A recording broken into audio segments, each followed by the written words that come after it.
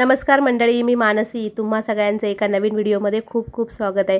आजचा व्हिडिओ ही डेली रुटीनचा असणार आहे. त्यासोबत गणपती बाप्पाची तयारीसाठी साफसफाई घरी चालू आहे. अर्थात माझ्या घरी काही इथे गणपती नसतो, पण घर आपण छान मस्त सणावारांना क्लीन करतो ना, तसंही थोडीशी घरी मी साफसफाई केली, तर तेही तुमच्याबरोबर मी शेअर करते. चला तर खूप दिवसांनी आज माझ्या बाल्कनीतली छोटी छोटी झाडं दाखवते तुम्हाला. जसं की मी या आधी बरेच व्हिडिओ केले, त्याच्यामध्ये मी सांगितलंय की आधी माझ्या बाल्कनीत अजिबात झाडं नव्हती, पण ह्या वेळेला मला एक गार्डनिंगची अशी ओढ लागली, आवड लागली आणि मी मे मध्ये गावावरून आली जूनच्या सुरुवातीला आणि मी बरीच झाडं आणली आणि लावली आणि खूप छान मस्त अशी ती झाडं ग्रो होत आहेत, छान फुलत आहेत. आज बरेच कपडे लावलेले, त्याच्यामुळे पूर्ण खिडकी माझी बाल्कनी पूर्ण भरून गेली आहे. छोटीशी आहे ती कपड्यांनी, कारण संडेला बरेच कपडे असतात, मुलांचे स्कूलचे कपडे असतात, पीटी युनिफॉर्म असतात, वेगळे आपले डेलीचे कपडे, असं बरेच कपडे लावले. त्याच्यामुळे ना कधी कधी झाडांवर सावली येते, पाणी पडतं, पण त्या गोष्टी ॲडजस्ट करून घ्याव्याच लागतात. काय करणार ना, आपल्याला छोटी बाल्कनी आहे तर मग हे अशा गोष्टी फेस कराव्याच लागतात. बेडरूम आज पूर्ण क्लीन करून घेतला, बेड पूर्ण मागे सरकवला. बेडच्या पाठीमागे आपण नाही म्हटलं ना तरी 3-3, 4-4 महिन्यांनी आम्ही ॲक्च्युली हे करतो, पण तरी पण ते काही ना काही कचरा जाऊन साठून राहतो. मुलं काहीतरी कागद टाकतात, खेळताना काहीतरी तिकडे उडवतात.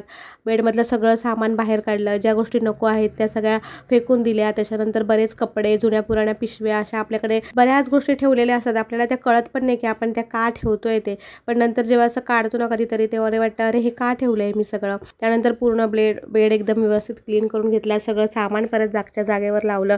अर्थात हे माझं एकटीचं काम नाही, मिस्टरांनीच माझ्या जास्त ते काम केलं. माझी तब्येत ठीक नसल्यामुळे मी थोडंसं त्याच्यातून पळवाट शोधत होती की काय मला कमी करता येईल. हा, पण संसारात ह्या गोष्टी चालायच्याच, एकाने आवरलं तर दुसऱ्याने सावरायचं, कारण काही छोट्या मोठ्या गोष्टी आपण एकमेकाला हेल्प करूनच पुढे जाऊ शकतो ना. मला ना प्रचंड सर्दी झाली आणि काही केल्या ती काही कमी होत नाही, त्याच्यामुळे मी सारखी वाफ घेत असते अशी गरम पाण्याची, आणि गरम पाण्याची वाफ घेतली तात्पुरतं नाक थोडंसं असं लूज होतं आणि परत नाक जाम होऊन जातं. आता या वेळेलाच मला एवढे दिवस सर्दी खोकला राहिला नाही, तर 4-8 दिवसात मी नेहमी बरी होऊन जाते. आता घरी साफसफाई करून आणि एवढं सगळं काम करून थकल्यानंतर मग कोण एवढं सगळं जेवण बनवणार ना. मग आपलं नेहमीचा मस्त खिचडी भातचा प्लॅन केला आणि म्हटलं चला आज खिचडी भातच करूया. डाळ तांदूळ इथे मी भिजत घालून ठेवते आधी. त्याच्यामध्ये ना 2 प्रकारच्या डाळी घेतली, एक मसूर डाळ आणि मुगाची डाळ.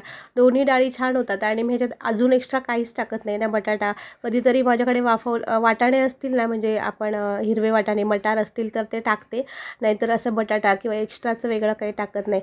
आणि ही खिचडी करताना ना एक गोष्ट मी नोटीस केली आहे की जर आपण जे प्रिझर्वेटिव्ह आपल्याकडे असते ना, आलं लसूण पेस्ट, ती टाकली ना तर त्याला एवढी टेस्ट येत नाही. पण जर आपण अशी ताजी आलं लसूण पेस्ट बनवून टाकली ना, छान अशी मस्त मिक्सरला लावून ताजी, तर त्याची टेस्ट खूप छान येते. खिचडीमध्ये किंवा पुलाव करताना नेहमी ना मी गरम पाणी होते वरून, म्हणजे ना लवकर होतं ते जेवणही छान, म्हणजे पटकन भात होतो आणि ते शिजतं पटकन. मग इथे माझ्याकडे ही अशी गरम पाण्याची एक केटल आहे, त्याच्यामध्ये पाणी लावते मी गरम करायला आणि जेवणात ओतायला वगैरे ते बरं पडतं, किंवा आपल्याला इन्स्टंट पाणी वगैरे प्यायचं असेल ना गरम करून तर तेही पिते.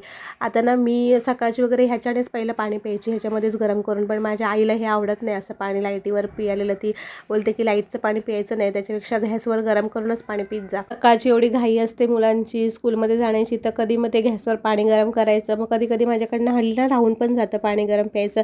कधी वाटलं म्हणजे वेळ असेल, वाटलंच नाही आज पियायला पाहिजे पाणी, तर पिते. कांदा टोमॅटो वगैरे छान कापून घेतलं, पण आता मला कळत नाही आहे की हे असं उलटं का झालं. मी शूट करतानाच छोटीशी क्लिप ती. चला तर खिचडीची रेसिपी शेअर करते तुमच्याबरोबर. आता रेसिपी म्हणण्यापेक्षा मी हा व्हिडिओ शेअर करतेच आहे, तर मी ज्या गोष्टी करते ते तुम्ही बघालच. आणि छान होते अशी खिचडी, तुम्ही एकदा नक्की कधीतरी ट्राय करून बघा. आम्हाला तर घरात सगळ्यांना आवडते. आयत्या वेळेला काय करायचं, मग पटकन अशी खिचडी करून घ्यायची, जेवणही छान होतं, पोटही भरतं आणि घरच्या गोष्टी खाल्ल्याचं एक समाधानही मिळतं आपल्याला. तर त्यामध्ये ना मी राई आणि तेजपत्ता टाकून घेतला आहे, थोडंसं जिरं टाकलं तरी चालतं.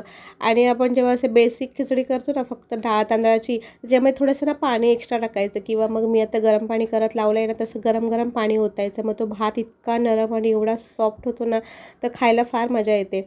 बाय द वे, मी जे आता सध्या व्लॉग पोस्ट करते आहे ना, त्याला मला चांगला प्रतिसाद आहे, म्हणून मी हे व्लॉग कंटिन्यू करते. नाहीतर काही लोक असे म्हणतील की का ही रोज आपलं डेली लाईफ दाखवते. तर मी ज्या गोष्टी आता ज्या करते, की ज्या मी दाखवते, ते बऱ्याच लोकांना आवडतातही आहेत. तर त्यामुळे मला म्हटलं आपण जी गोष्ट आता सध्या डेली दाखवू शकतो तीच गोष्ट कंटिन्यू करूया. आता यामध्ये ना माझे मेकअप व्हिडिओ वगैरे पण पहिले असायचे आणि अजूनही मला मेकअप वगैरे करायला आवडतो. अर्थात मी एखादा व्हिडिओ शूट करून शेअर करावा असा विचार चालला आहे माझा, की आता गौरी गणपतीसाठी छान असा मेकअप व्हिडिओ वगैरे करावा, कारण माझ्या चॅनलवरचा सगळ्यात पॉप्युलर व्हिडिओ हा मेकअप व्हिडिओच आहे. पण आता तो इतका पॉप्युलर अचानक का झाला हे मला माहिती नाही. यूट्यूबच्या अल्गोरिदममध्ये आपल्याला काही समजत नाही की लोकांना कधी काय आवडेल, कधी कुठची गोष्ट व्हायरल जाईल माहिती नाही. पण सध्या मी हे जे डेली व्लॉग शेअर करते ना ते माझ्या मैत्रिणींना आवडत आहेत असं मला वाटतं आहे, कारण ॲटलिस्ट माझे व्ह्यूज पहिल्यापेक्षा तर थोडे तरी वाढले आहेत आता. त्याच्यामुळे मी हे जे माझं डेली लाईफस्टाईल दाखवते ना तेच मी पुढे कंटिन्यू करणार आहे. आणि तुम्ही जर माझ्या या डेली लाईफमध्ये इंटरेस्टेड असाल, तुम्हाला माझे व्हिडिओ बघायला आवडत असतील तर नक्कीच मला कमेंट करून सांगा आणि व्हिडिओला लाईक करत जा. चॅनलवर नवीन असाल तर नक्कीच सबस्क्राईबही करा. तर हे सर्व बोलता बोलता माझी फोडणी बसली. त्याच्यानंतर मी पाणी ओतलं.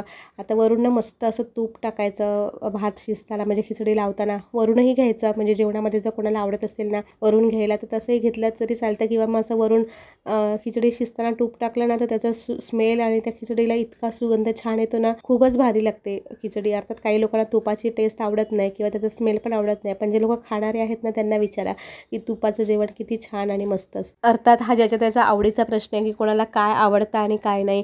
मला पण पहिलं तूप वगैरे जास्त आवडायचं नाही, पण मी गरोदरपणामध्ये पहिल्या मुलाच्या वेळेला तूप खाण्याची मला सवय लागली. मला डॉक्टरांनी सांगितलं की तूप शरीरासाठी खूप चांगलं असतं, मुलांच्या वाढीसाठी, खास करून गरोदर स्त्रियांनी वगैरे तूप खावं. त्यावेळेला जी मला सवय झाली ना की तूप जेवणाबरोबर तूप घ्यायची खायची, तर ती सवय पुढे माझी कंटिन्यू झाली आणि आता ते गोष्टी मला आवडतात. तर आय होप तुम्ही पण एकदा नक्कीच ट्राय करून बघा. चला तर मस्त इथे जेवण माझं मी एन्जॉय करते आणि तुम्हाला आजचा व्हिडिओ आय होप आवडला असेल. आवडला तर मला कमेंट करून सांगा आणि चॅनलवर नवीन असाल तर नक्कीच सबस्क्राईबही करा. उद्या परत एकदा भेटेन अशाच एका नवीन व्हिडिओसह. बाय, काळजी घ्या.